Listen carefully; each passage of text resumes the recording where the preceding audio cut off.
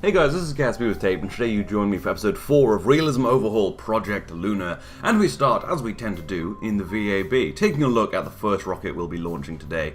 Now today is largely, but not entirely, testing heavy lift rockets, really heavy lift rockets, 100-ton type things, super heavy lift, because we're developing moon rockets, of course. And the first one we're looking at is the Gigantis One R2. Which Gigantis, just Greek for giants because I'm giant because I'm uninventive, and R1 because it is the release candidate 1 to actually be Gigantis 1. There is another one coming later in the episode, and that's actually the bigger one. This is the small rocket. But just for some comparison, so you can quickly get an idea, I'll bring in another rocket so that you can see how big this is. So if we get LF1, which was on our previous biggest rocket, the Taurus 2, you can see that little thing is dwarfed by this, yes. And again, this is the smaller one that we'll be looking at today. But yes, this is huge. It is 8 meters, 8.2 meters in diameter, so smaller than the Saturn V, and actually shorter than the Saturn V, but kind of comparable to the Space Launch System in diameter, and 73 meters tall.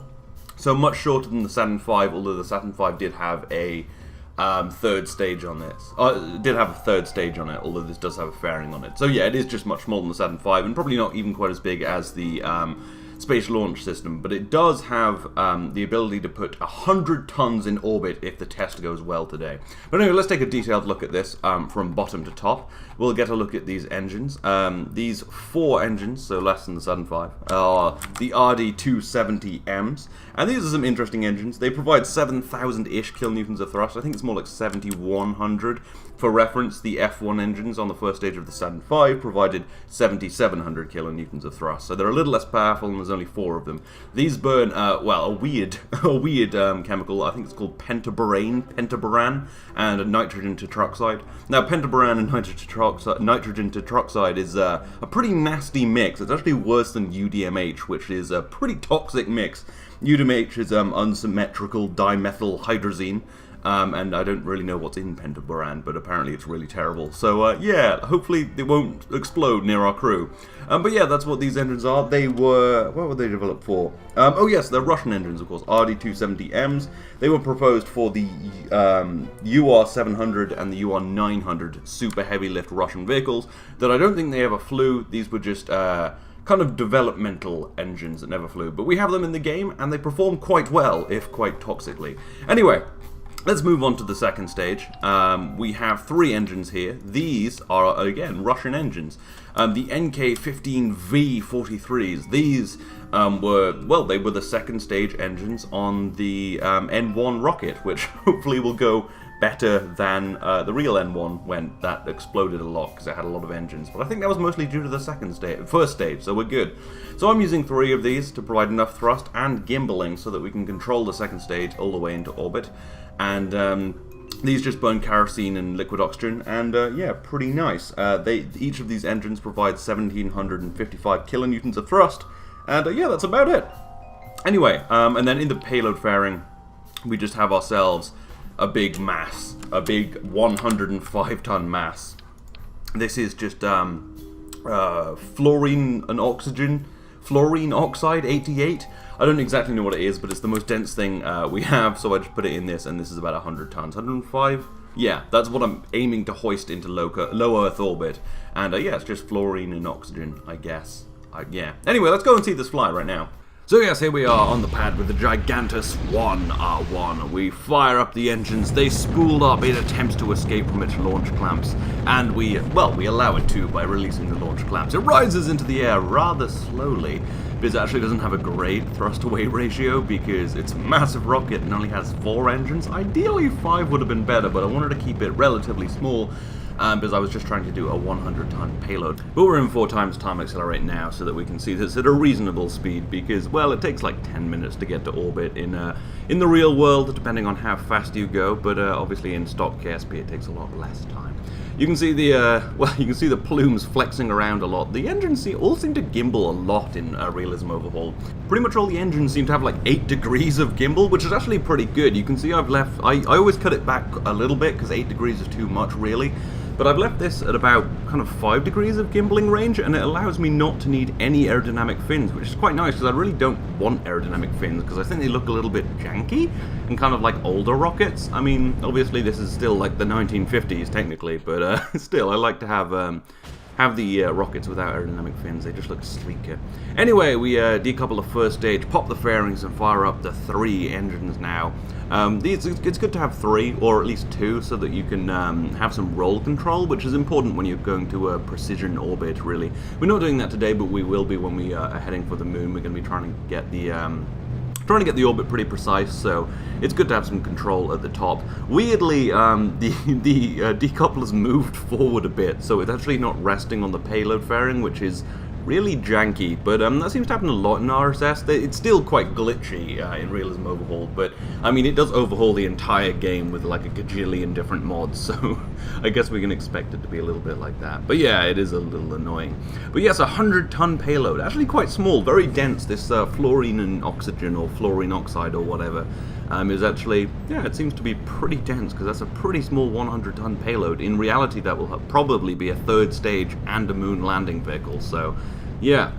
Anyway, we're propelling ourselves on into orbit now. It's looking pretty good. It looks like we will just about make it to orbit. I was a little worried at this point, but it looks like we will just about make it. The periaps is rising now to above -1 million and out of the atmosphere, and there we go. 129 meters per second left over in the tanks, and we're in a pretty good orbit. I am going to try and circularize a little bit, but I have basically no control, so I'm going to have to fire up the engines, use the gimbal to turn the rocket, and hope that that just sort of works. Which it kind of doesn't, really. I just lose control of the rocket, so yeah, not great. Anyway, we decouple the payload and let it spin for a little while. And you can see, yes, 105 tons in orbit. It is all very out of control now, but it doesn't matter. This was just a test payload, and no Tesla Roadster, just a block of fluorine. But successful nonetheless. We have ourselves our first 100-ton lifter. Let's take a look at the next vehicle we'll be launching. So, taking a break from the heavy lift vehicles, we are here with MI1, or MI1, and we can actually look at this inside the VAB. That's just hangar extender, by the way. It's a good mod.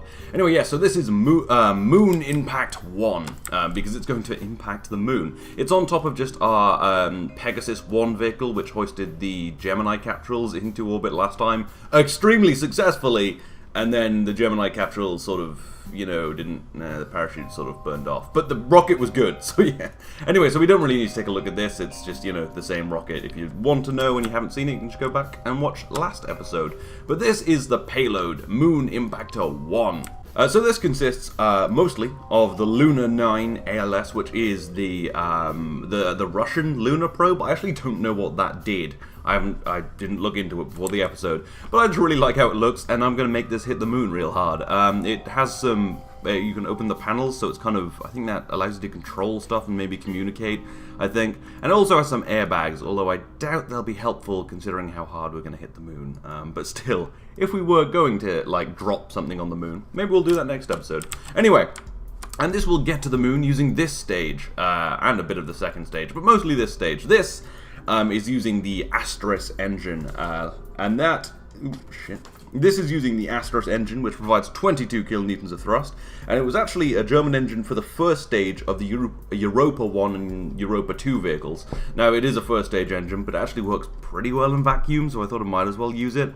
And this is burning Aerozine 50 and nitrogen tetroxide as its oxidizer, and it does pretty well. You can see we've got almost 3 kilometers per second of delta V, so we'll have more than enough delta V to get to the moon, and all will be well. I have included a few thrusters and a bit of hydrazine, so we can provide ullage and fine control, and of course there's a battery, a reaction wheel, solar panels that kind of jet out that way, kind of in a nice little, yeah, looks cool. Anyway, and then obviously a bunch of communication antennas, but yeah. So that's the vehicle. Let's go and slam it into the moon, shall we? Yes, so we're actually launching from Cape Canaveral again today. Last time I launched out of somewhere in South America, which wasn't Brazil. It was one of the, like, colonies, I think. I don't have... my South American geography is pretty terrible. But yes, this is, of course, going to the moon. So we've warped around until Cape Canaveral is pretty well lined up with the moon, and we'll be able to launch into, hopefully, a really nice orbit with the moon and won't have to do a plane change, which will save us a huge amount of fuel. And that's, of course, why they launched the Saturn V out of Cape Canaveral, because you don't want to waste fuel doing a plane change when you don't need to. But anyway, yes, the rocket performs admirably, as it always does. We do lose control briefly, but my brilliance at piloting brings it back under control. I have to say, actually, I was quite impressed that I did that. Usually I mock my piloting skills, but today they did quite well. We are launching at night, but you can pretty much see the rocket, and most of the time it's on fire, so it's fine. But yeah, it was just easier to launch. Well, we kind of had to launch at night because that's where the moon was. So yeah, you can still see the rocket. It's not too bad, but it would have been nicer to launch in the day. But we didn't really have a choice. You can see I would have had to wait a while for it to get into the daytime. But anyway, yeah, so the fairing is deployed. You can get a brief look at the payload, but you already know what it looks like. We took a look at it in the VAB. Rather nice, I think. I actually am quite a fan of this payload. And yeah, the second stage will just slowly propel us on into orbit. This second stage has a pretty low thrust-to-weight ratio compared to my other rockets, but it does the job pretty well and it's very efficient. And will actually push us most of the way onto the moon because it's, again, a slightly extended version of the rocket we used to put the two Kerbals in orbit last time. So it has, yeah, so it can take pretty big payloads to orbit, and yeah. And of course, to complete its mission, to hit the moon. That's actually a thing that was done quite a lot in the kind of initial stages of sending probes to the moon, is you would just kind of crash your probes into the moon. Maybe not actually how we're going to do it today, but yeah, because you kind of could do a lot of tests on everything except landing by just kind of crashing into the moon. Not the best way to do things, but it's a good first step, and I thought I might as well do that for a little bit of fun today, you know? We'll probably be actually landing probes on the moon next. Well, we will be landing probes on the moon next episode, but since I was just developing heavy lift, I thought I'd just do a fun little mission here. And I want to launch that egg-shaped little probe. It looks so fun. But now we start planning our maneuver, and here it is done, because it takes a little while to plan maneuvers. And I don't know, I mean, maybe it's not boring to watch, but it took a little while. But anyway, we've got our maneuver all laid in, and we will hit the moon. It's going to be about 3 kilometers per second of delta V, so that'll be mostly done by the second stage of the rocket, and then the actual payload motor will do the rest of it and put us on the right course, do a little plane change and everything. We've actually launched to about within 1 degree of the inclination of the moon, so that's actually another really useful test to kind of test launching at the right inclination. So yeah, we'll save a lot of fuel like that. We've brought way too much with us, but no, better to have too much than too little.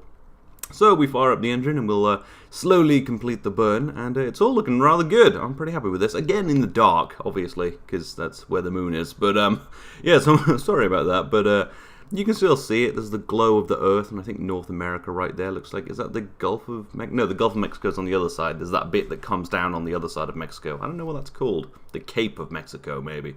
It's kind of like a cape. Anyway, now we're just completing the burn, of course, with the Asterix engine. We have as many ignitions as we need, so we can keep just tuning it like this, and eventually just move on to RCS to get it actually exactly where we need, coming just under the moon. We'll move it to actually hit the moon in a second.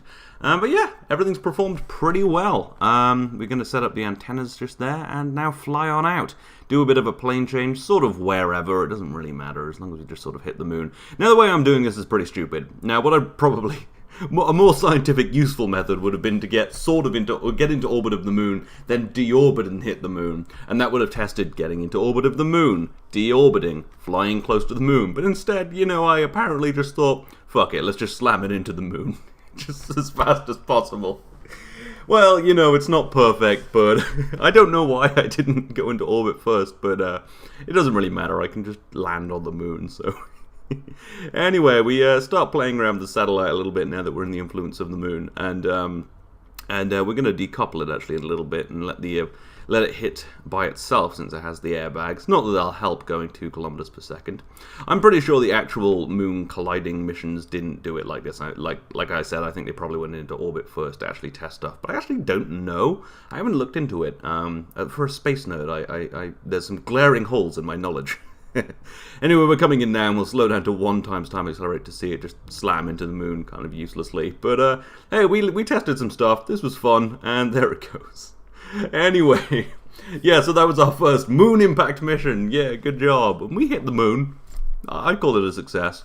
Anyway, but let's move on to the next heavy lift vehicle today. So here we are with the final rocket of today, the Gigantis One R2, the bigger one. It actually has to, it's so big it has to use these different launch struts to take off, otherwise it just destroys the launch pad. So this is pretty cool. I will bring up the other one just for comparison, which you've seen. It's a big fucking rocket. The Gigantis One is nothing to laugh about, but well, it ain't that big next to Gigantis One R2. So yeah, this is my other option for my moon rocket. It has, I think, a tiny bit more lifting capability. It's much bigger. It is 10 meters in diameter, so almost as wide as the Saturn V, which was 10.1 meters in diameter.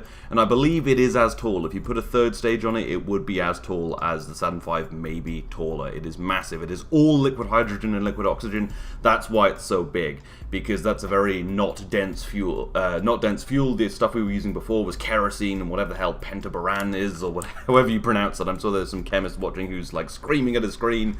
But yeah, anyway, so let's take a look through this gigantic rocket. I've been using this red paint, by the way, just because I think it looks cool. There's no real thing behind it. So yeah, let's take these big launch struts off and this launch tower off if I can. I can't, it doesn't matter. Anyway, so this actually uses 9 engines in almost a Saturn V, almost a Falcon 9 style kind of setup. Almost as an homage to the Falcon 9 and Falcon Heavy that flew recently. That was beautiful. But anyway, let's focus on my rockets. So these are actually RS-68 rockets, RS-68 engines, which were used on the Delta IV, well, are used on the Delta IV Heavy, but I don't think they fly the actual Delta IV anymore. That isn't the Heavy variant, so yeah. But basically, so you can imagine the Delta IV Heavy, now the second most powerful rocket in the world, the first, of course, being the Falcon Heavy. But yeah, the second most powerful rocket in the world uses 3 of these, and we're using 9, because, you know, well, yeah, we're not little bitches. So yeah, these provide 3.3 meganewtons of thrust each, so 3,300 kilonewtons. And yeah, there's 9 of them. They burn liquid hydrogen and liquid oxygen, and they do the job pretty nicely. This actually has a better thrust to weight ratio than the other rocket because, well, we had more space for engines at the bottom. Anyway, so moving up, we have the second stage, and this is a rather interesting engine I also wanted to test. Now, it would be good to have more than one engine, so I might kind of mix and match my 2 vehicles, but I thought it would be fun to play with this engine, because this is the M1 series engine. It is the most powerful liquid hydrogen and liquid oxygen engine ever developed. More powerful than the F1, although this is the vacuum kind of version. You'd have to tweak it for it to be actually useful in atmosphere. So as a vacuum engine, this provides 6,600 kilonewtons of thrust. It was developed by Aerojet and never flown, just developmental. But again, we have this in RSS, so I thought I might as well use it. And I just really like the idea of having this massively powerful single engine on top. And again, it does make it look a little more like the Falcon 9, since we have 1 big engine at top and then 9 at the bottom. But anyway, so yeah, that is that. Liquid hydrogen, liquid oxygen, all of that. And then the payload again is just weirdly lifted up. I don't know what that's about. Realism Overhaul's weird. Anyway, but yeah, this is just 100 tons of flux. So yeah, anyway, let's go see this fly. And, well, hopefully it'll do as well and better than the Gigantis One R1. I should have picked better names. Yeah, hopefully it'll do better, because this is bigger and I want to see the bigger one fly. Anyway, let's go see it right now. So here we are on the pad with the Gigantis One R2, and we're preparing to lift off the massive rocket. Maybe the biggest rocket I've ever launched. Actually, I think I've probably built bigger ones in RSS before. I did do a few RSS, I've done quite a few RSS videos in the past if you're interested. Yeah, so it's taken off pretty well, has a really good thrust to weight ratio, I think better than the other rocket, and generally just being bigger gives it more delta V airborne to play with. Again, doesn't need stabilization fins, the gimbal is working really well. The center engine actually gimbals 100%, so kind of 8 degrees, and the rest are throttled down to 65% of their gimbal, and that provides us a huge amount of control, and is, yeah, really good. And having 9 engines can be very useful, because if one flames out for some reason, it could still go into orbit, and we are going to test that later, actually.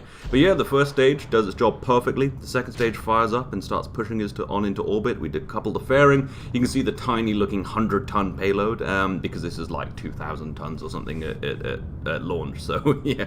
Anyway, But yeah, it's doing pretty well. Obviously, the problem with this is it has no roll control because it's just a single engine. There are multiple ways to solve this with RCS, with Ullage motors, not Ullage motors, with I've forgotten what they're called, but they use them on the Russian rockets. There's little extra motors they use for rolling. But anyway, or I could just use smaller engines. But I thought I might as well test this engine because it's so cool, the M1 engine. It was a developmental engine by Aerojet, as I was saying, that never really got finished. But could have been really cool, could have been extremely powerful. But yeah, I mean, the launch here is pretty much the same as before. And goes pretty well. Looks like we'll definitely make it into orbit, and this is looking like it'll have more Delta V. So I think actually this is going to be the rocket I'm going to use. I'm probably going to tweak the second stage to have multiple engines so that we have roll control, but I'm thinking I definitely will be using this rocket instead of the first one because it's bigger, it's better, and it gets to orbit with 500 meters per second of Delta V instead of 100. So yeah, I'm thinking that looks pretty good. We decoupled the payload, check it is 105 tons again, and I think this might be our candidate.